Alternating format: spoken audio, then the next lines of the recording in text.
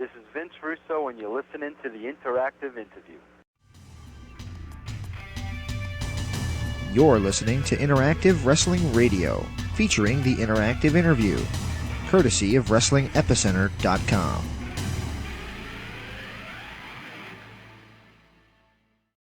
With Vince Russo. Vince, how you doing? I'm doing fine.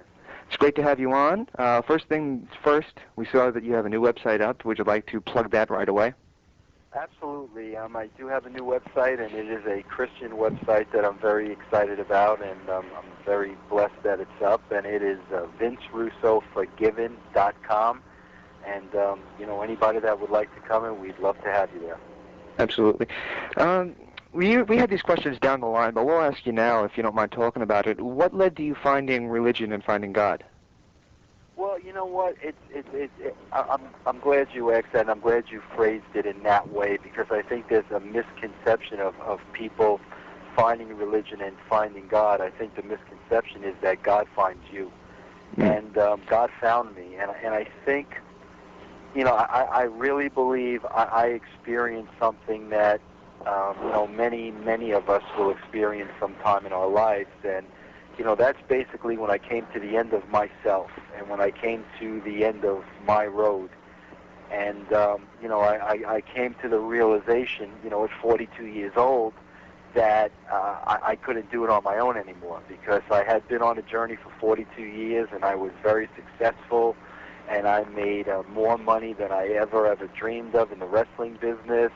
A beautiful wife. I've got 3 great kids, but at 42 years old, I was miserable, and I was depressed, and I was unhappy, and at that point in my life, I just couldn't accept that this is what it was all about, and that this is what life was all about.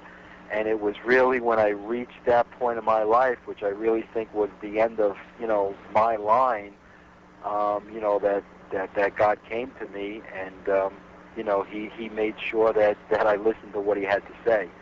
So it wasn't something at all that I was out there seeking. I mean, not at all. It was just a life change, and when God came calling, quite frankly, I didn't have much say in the matter. Absolutely. Well, we usually go into chronological order, so we'll just throw the first question to you, or the first question in order to you being, were you a wrestling fan growing up? Oh, absolutely.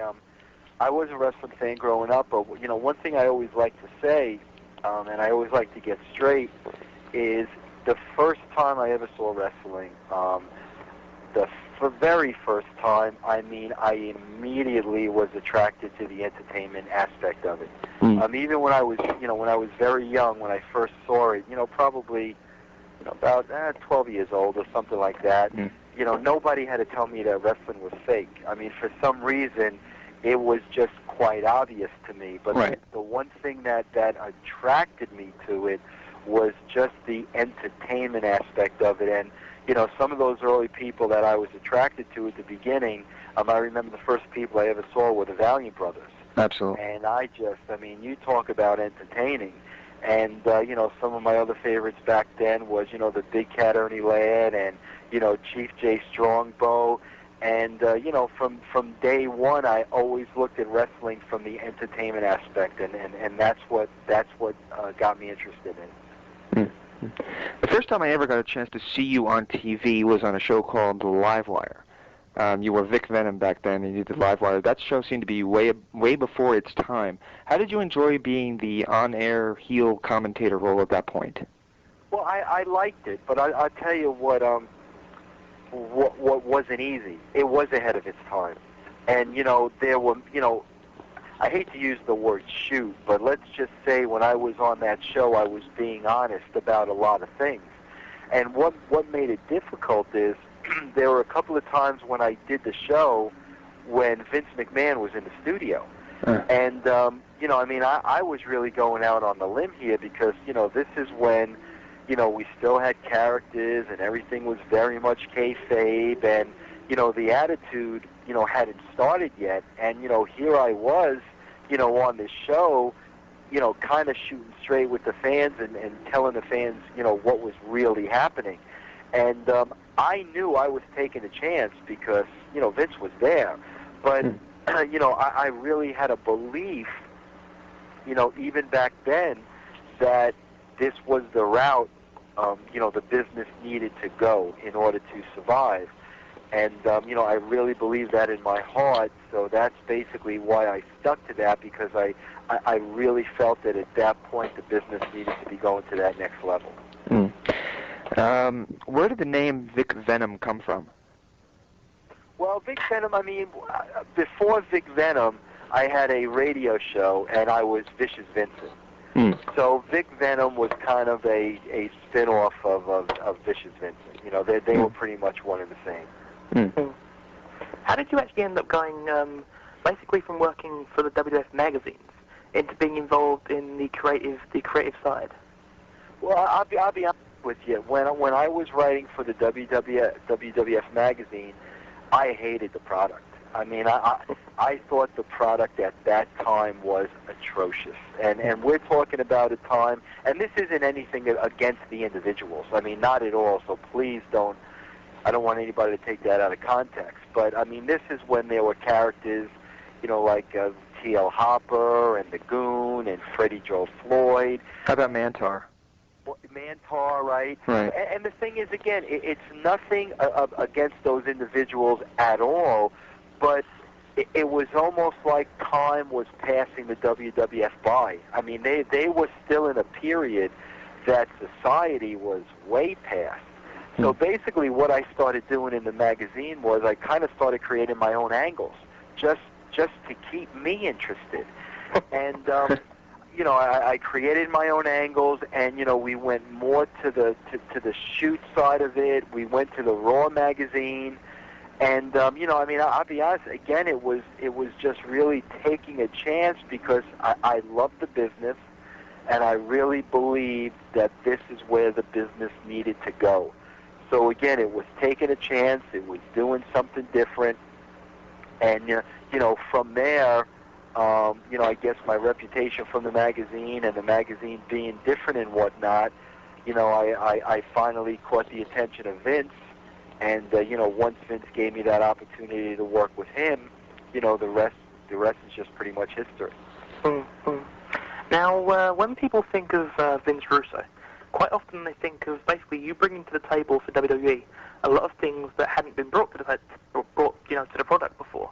And a lot of people, when they think of the influx of divas and swearing to the product, they think of you. Would you say that maybe those assumptions are correct? Yeah, they are. And I'll be honest with you, I'm not proud of that today. Being a Christian today, my views on things are 180. I would not do those same things today. But as far as the violence and the sexuality and the language, and I take responsibility for that. I don't point the finger at anybody else, but what people, what's difficult for wrestling fans to understand is wrestling is a business. Vince McMahon was my boss, so my job was to get him the highest ratings that I possibly could. And I knew what the people were into. I knew what the kids were into. I knew what people were going to watch. And like I said, even though today I wouldn't go that route, back then, I had a job to do, and my job was to get the highest ratings possible. And, quite frankly, I was going to try to get those ratings by any means necessary. There was an angle that was done that Bob Ryder wrote an article about, and I know it got under your skin at the time, with the crucifixion scene with the Stone Cold Steve Austin. Given what you just said, and I think you may have just answered the question anyway, do you have any regrets about that at all, and do you still stand by... I hate to interrupt you, I'm sorry to interrupt you, but I regret that more than anything.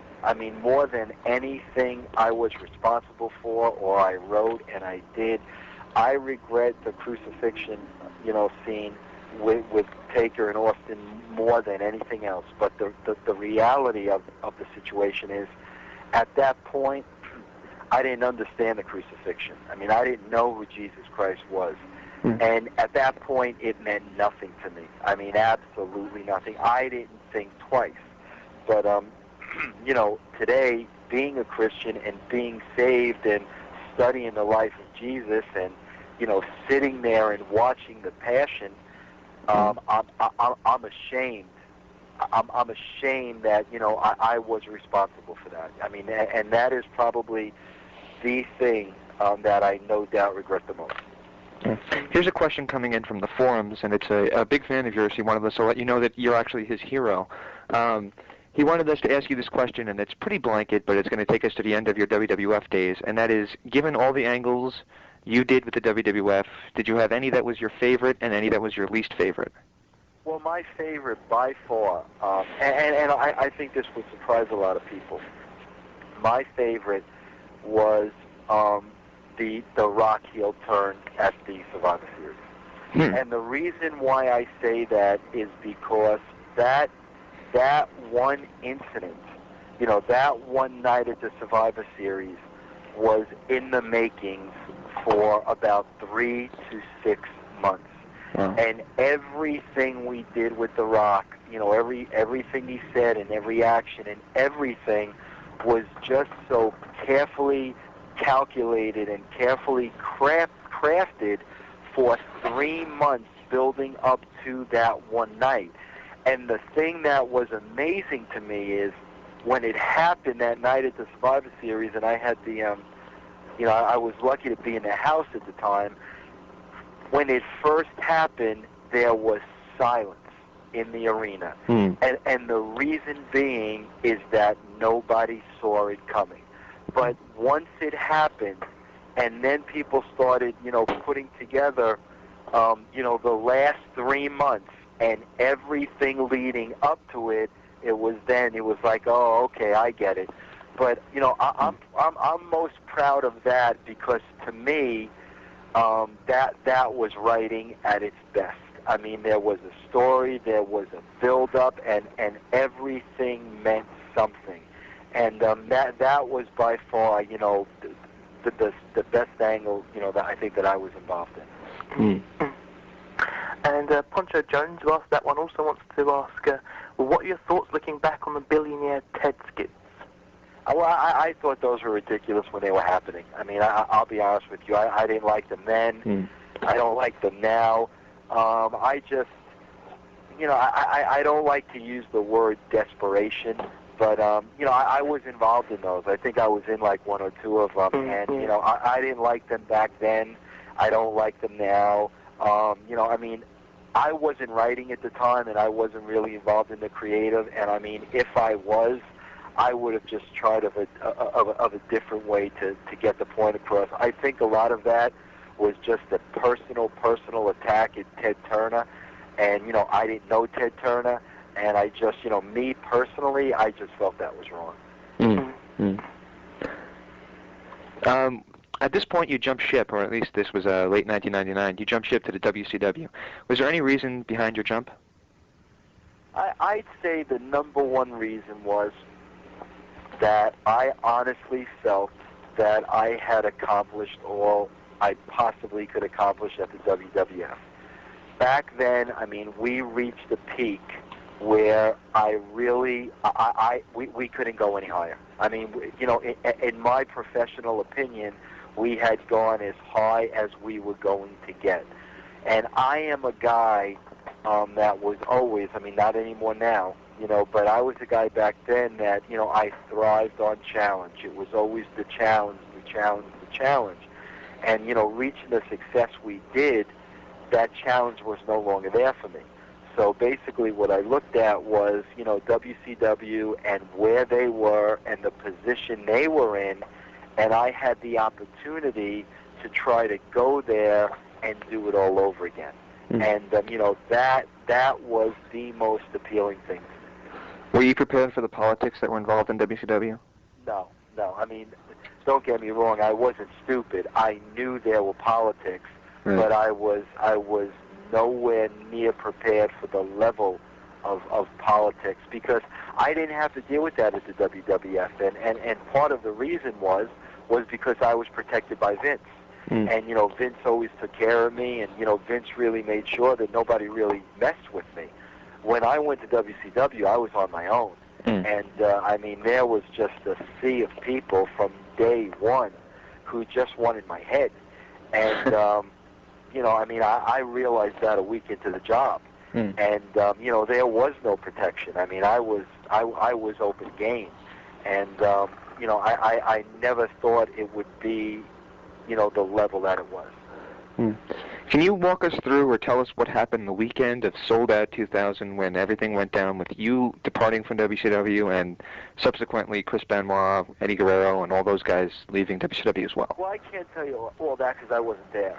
Right. I can tell you that I'll never forget. It was a Friday afternoon, and I was at WCW for 3 months, and I was miserable. And that same day, I was on the phone with my attorney, telling him, I don't care what you have to do. You've got to get me out of this deal. I don't care what I've got to do. That's how miserable I was after 3 months. And it's just ironic because that same day, I had a meeting with Bill Bush, and I think Hogan was supposed to be there, and Flair was supposed to be there, and we were supposed to talk about an angle and whatnot. But of course, when I got to WCW, nobody was there but Bill Bush. Now, keep in mind, I was on the phone with my attorney an hour earlier telling him, you need to get me out of this. Right. So basically, at that point, Bill Bush, sits me down and says, Vince, we want to take a change in direction. And, you've got to keep in mind now, in the first 3 months that I was there, before I came on board, the last rating that the WCW did, and it was the show where Benoit and Bret Hart had a 3-segment match. Right. The rating of that show was a 2.6. 3 months, when I got called into this meeting, the rating was up to a 3.5. So 2.6 to 3.5 in a matter of 3 months. So now they're telling me they wanted to take a change in direction, and I'm sitting there knowing full well this is all politics. It was so blatantly clear to me. And, Bill Bush basically said to me, we want you to be a part of a committee. Meanwhile, I was hired as the guy in charge. Right. So as soon as he said that to me, I'll be totally honest with you, I saw that as my out.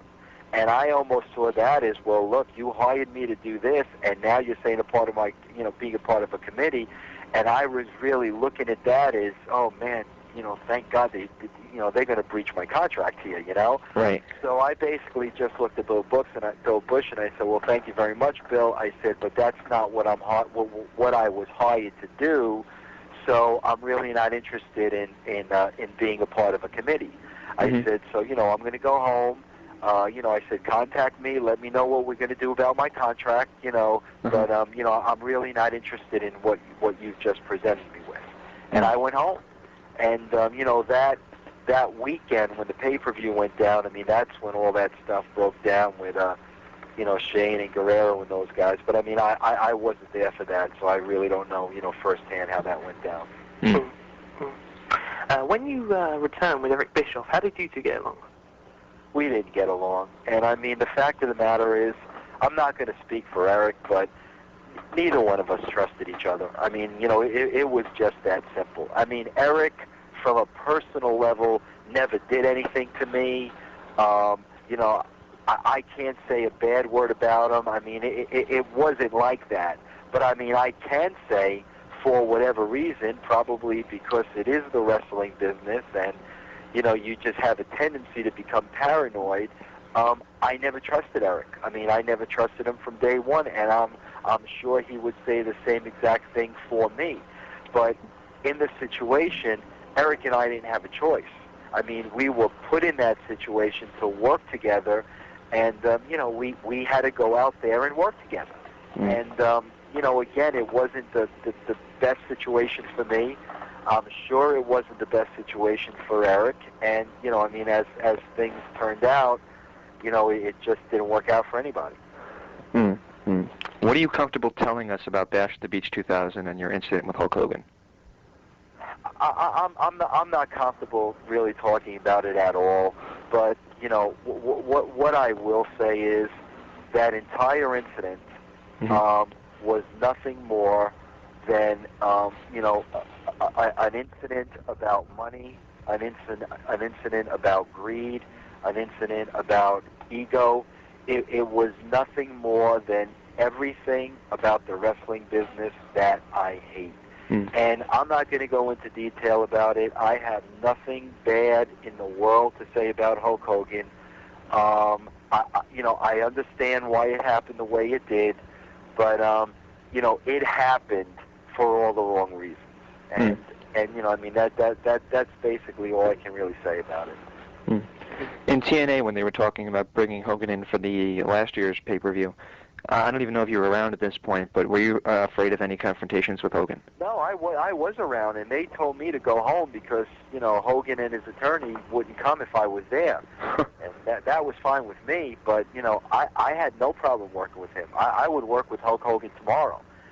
I've never let I've never let anything get in the way of business.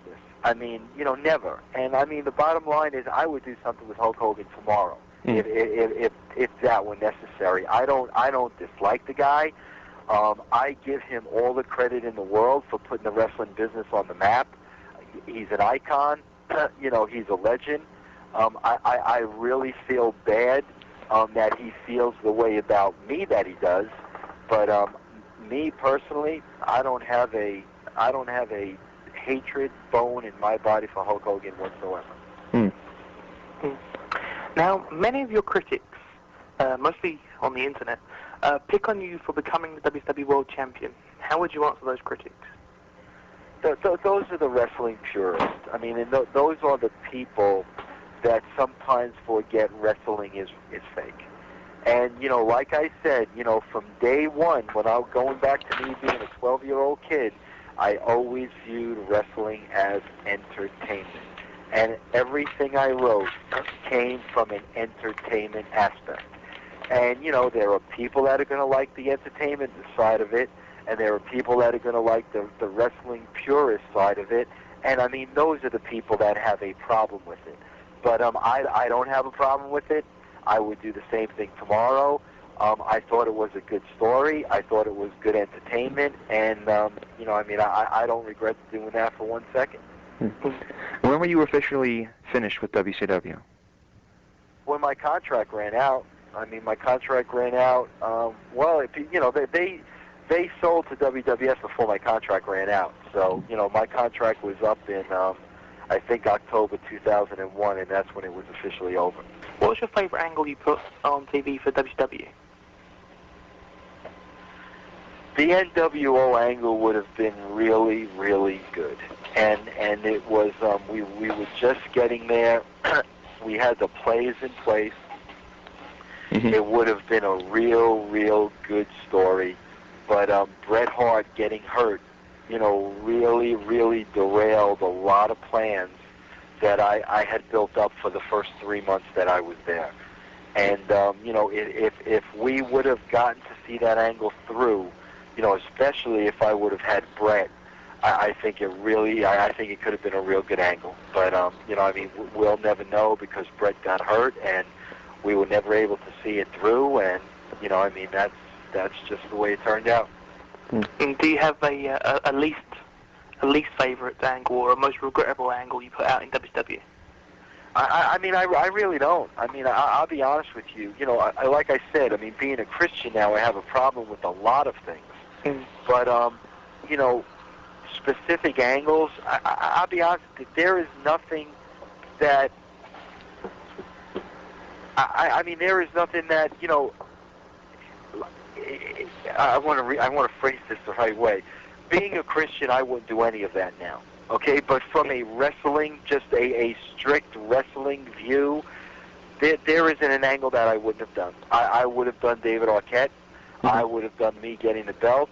I didn't have a problem with any angle I did. And I know there are a lot of people that disagree with that, and that's fine. We can debate that all night.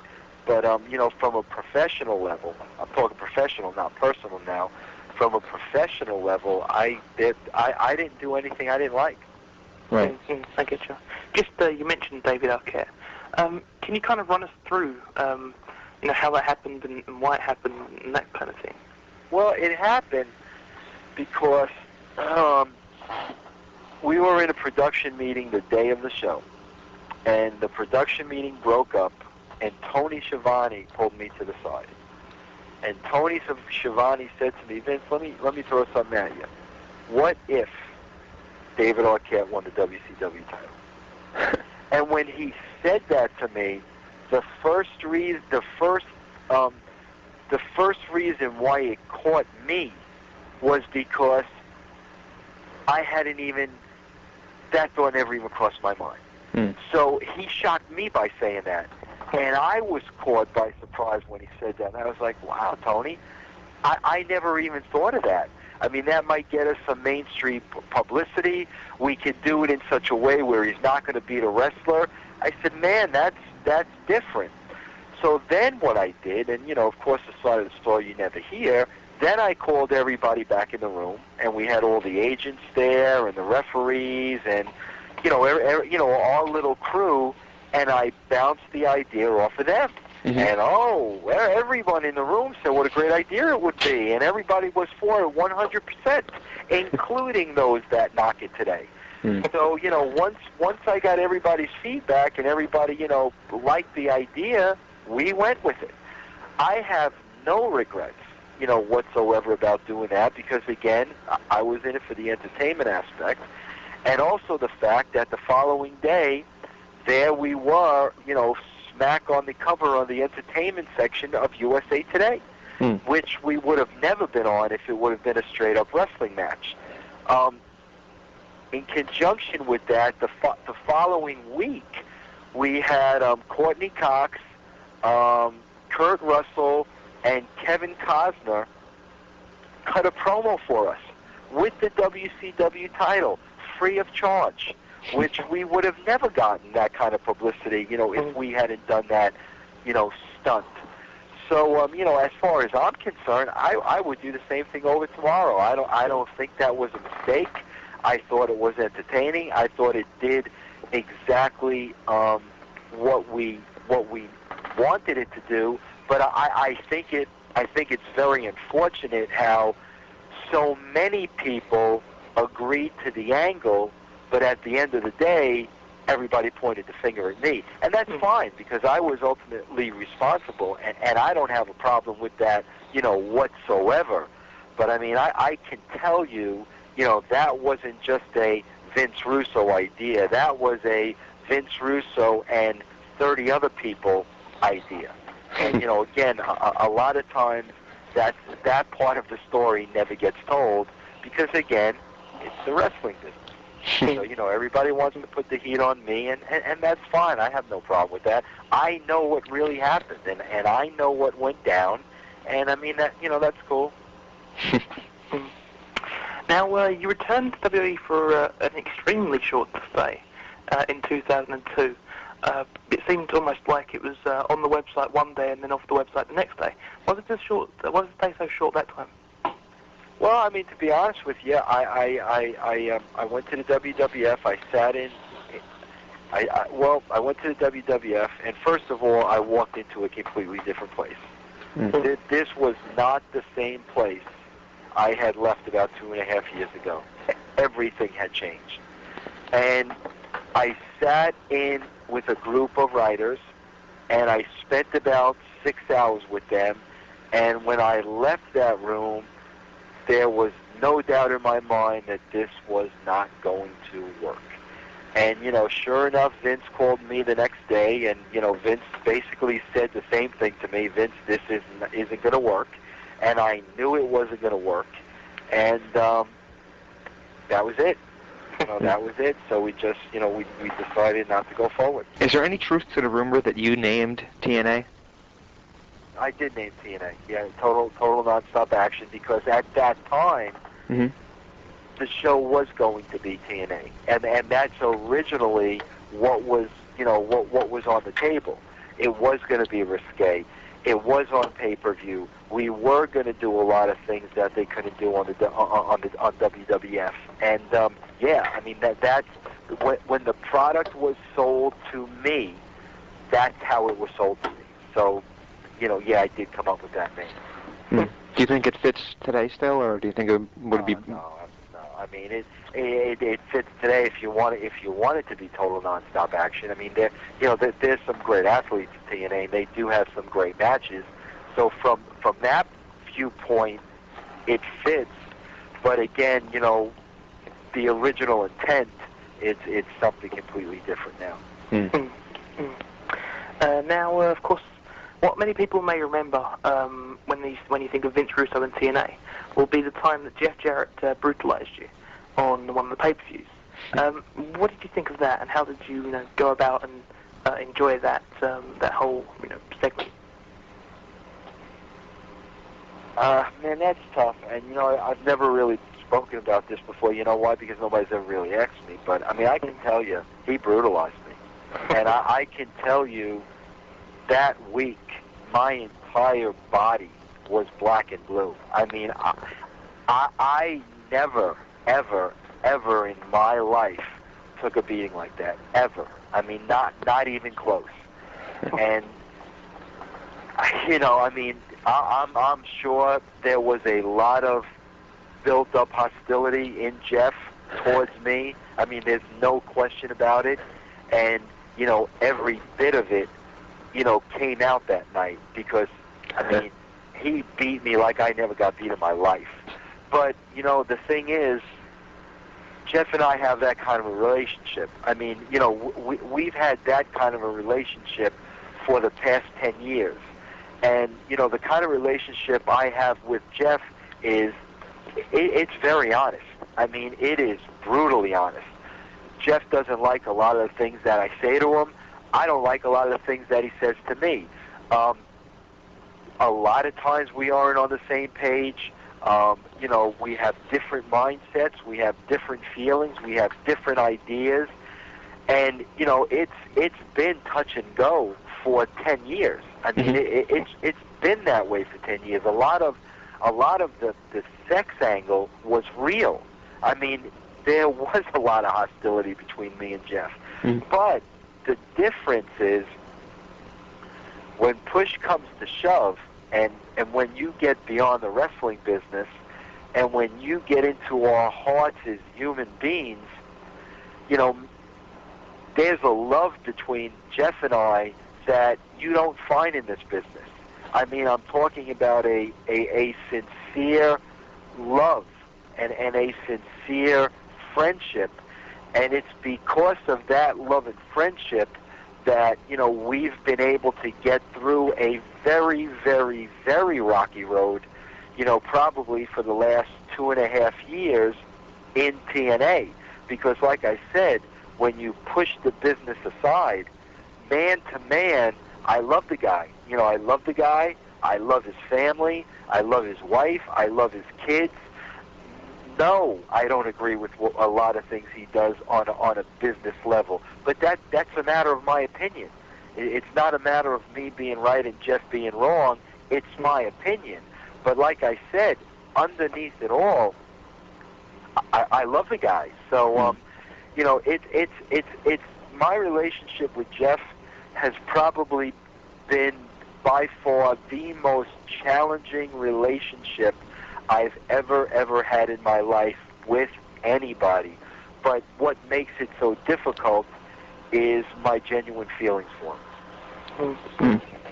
One question I just want to shoot by you now.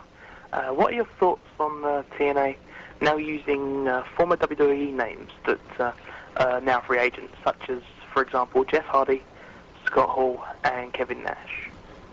You mean, using them now? Yeah. I don't have a problem with it as long as it's, the right talent. And again, I mean, that's just my opinion. But I mean, I think there are some guys that can help, but I also think there are some guys that can hurt. And that's just my opinion. So I just think you've got to look at every case differently, and you've got to really, look at what every case is going to bring to the table.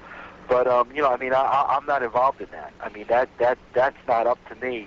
That's a lot of that's up to Jeff, and a lot of that is up to the people from Panda who run the business end of it.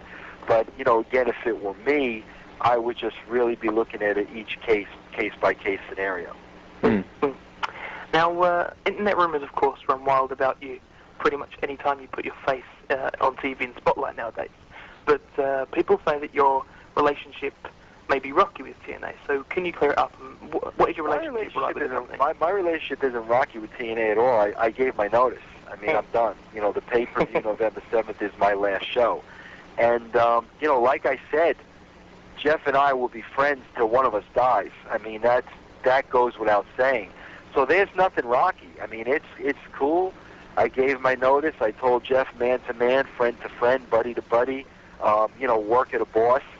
And it is what it is. And, right now, I'm finishing up my next couple of weeks, doing whatever they need me to do, whatever Jeff wants me to do, no problem.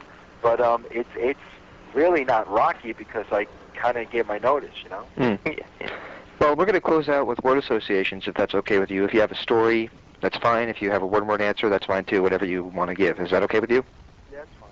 All right. First name on the list is Todd Pettengill.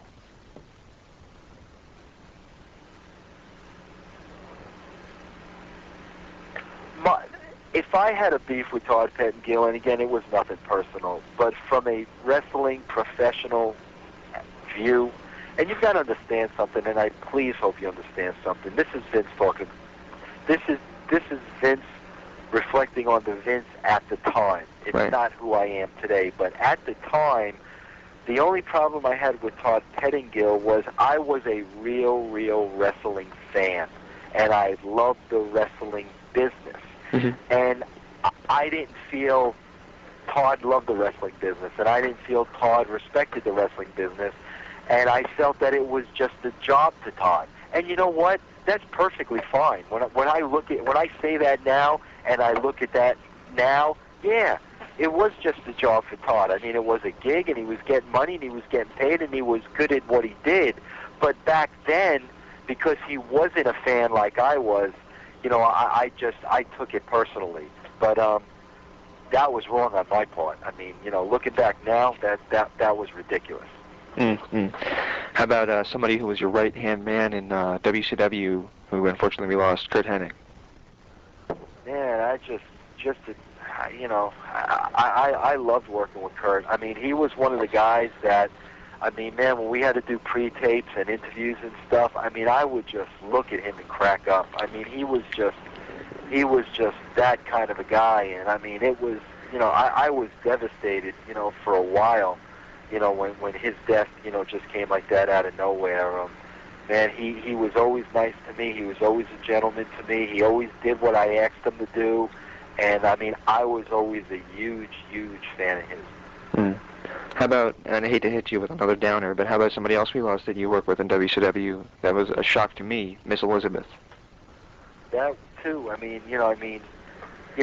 Elizabeth wasn't crazy about me. I mean, I'll be honest with you. She did not like me, and that's okay. I mean, not everybody's going to like you. I mean, when you're the boss and you're asking talent to do some things, not everybody's going to like you. It's very difficult. But I mean, I can tell you. I mean, I was a huge fan of hers, and man, it's they're really. I don't know if since her there's really been a female to kind of reach the level that she did, back in the late '80s. I mean, she was just beautiful. She was gorgeous. She was a lady. She brought class to the business, and again, it was just a tragic story.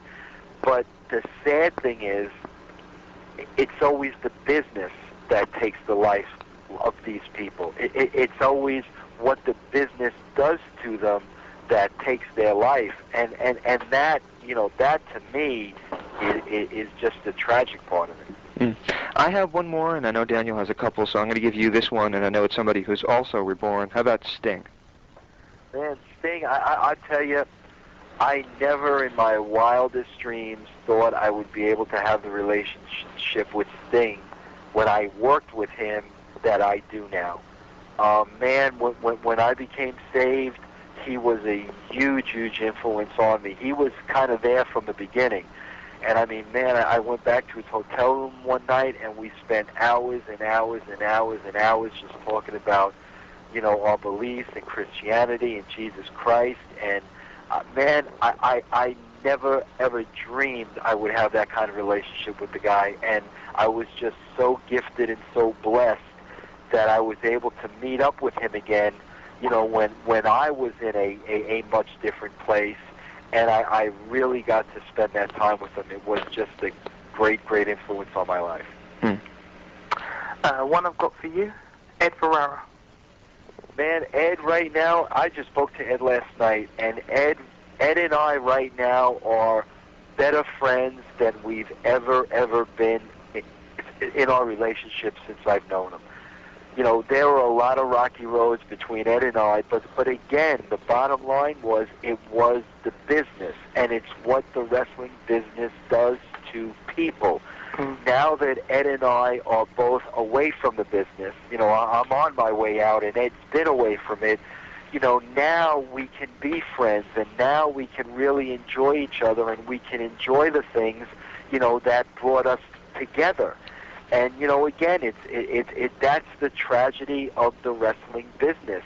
There are people that you really love and that you genuinely care about and that you genuinely like, but it's what the business does to you, and it's the reason why, when I did become born again and when I did become a Christian and when I did hand my life over to God, it is the reason why I had to get out of the wrestling business, because, as a Christian, I just could no longer deal with that negativity.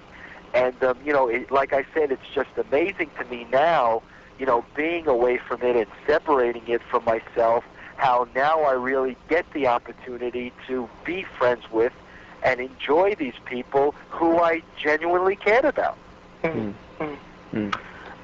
Jim Ross. I just finished working. I just finished the book, and the book is going to be like my website. It's going to be called Forgiven, and it's a very interesting book, because what I did was I took a manuscript that I wrote 2 years ago. I more or less kept the manuscript intact, and I commented on myself. Now that I'm a Christian, I commented on myself and my actions of 2 years ago. Wow. And in the book, the one person that I owe the greatest apology to of any individual in my life is Jim Ross. And I was horrible to Jim Ross, and I'm ashamed of the way I treated Jim Ross. I'm ashamed of the things I did. I'm ashamed of the disrespect I showed. I'm embarrassed for the kind of person I was when it came to Jim Ross. And in my book, I've made that clear, and part of my book was a public apology to Jim Ross, because I was so ignorant, and I was so childish, and I was so immature, and I was horrible to the man, absolutely horrible. I didn't understand his position. I didn't take a second to put myself in his shoes. I'm embarrassed. And like I said, that was very important for me in the book to be able to tell the entire world that I apologize to this man. He did not deserve anything that I put him through on a personal level, and I would love to be able to have the opportunity to be able to see Jim Ross again and tell Jim Ross that to his face. Because, the Vince Russo who existed 5 years ago is not the same Vince Russo today. And I'm able to look back now and look at all the mistakes and look at all the people I've hurt and look at all the things I shouldn't have done. And Jim Ross is the person I owe the biggest apology to. And just regarding the book, when might it be out for... Well, right now, I'll be honest with you. I'll be totally honest with you. I have a publisher right now. I have a contract in my hand right now But what I'm wrestling with right now is I want to make sure that the book not only goes in mainstream bookstores, I want the book to go in Christian bookstores. I mean, that's really where I want it to go, because it's very important for people to see, what God did in my life. Because if they can see what God did in a life like this, then there's hope for anybody. So, right now, like I said, I have a contract in hand. I have a publisher. I'm just kind of holding off to see if, a Christian publisher comes along, because, like I said, I just want to make sure that the book gets in Christian bookstores. But the way it looks now, from the book, going through the editing and going through the changes and whatnot, we're probably looking at it coming out either the spring or definitely by the summer. Excellent. Two names I just want to hit you with, the last two, and this is then we'll let you go. We're sorry we went so long. Is Ric Flair. Again, I heard about the comments in his book.